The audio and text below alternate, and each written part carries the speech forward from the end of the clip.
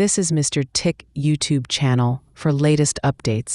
Meya Mr. Tick YouTube නාලිකාවේ නවතම යාවත් කාලීන සඳහා. ඉදු Mr. Tick YouTube channel සමීපතිය පුදු පිප්පුගලක.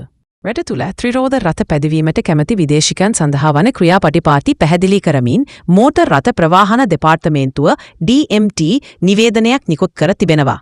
නිවේදනයේ සඳහන් වන්නේ ඔවුන් තාවකාලික බලපත්‍රයක් නිසි මාර්ග හරහා ලබාගත යුතු බවයි.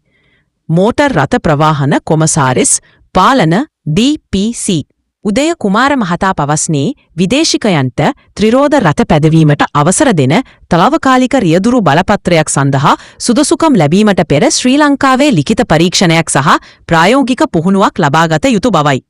2016 අංක 12 දරන තොරතුරු දැනගැනීමේ අයිතිවාසිකම් පනත යටතේ තොරතුරු සඳහා කරන ලද ඉල්ලීමකට ප්‍රතිචාර වශයෙන් ඔහු මෙම අදහස් පළ කළා.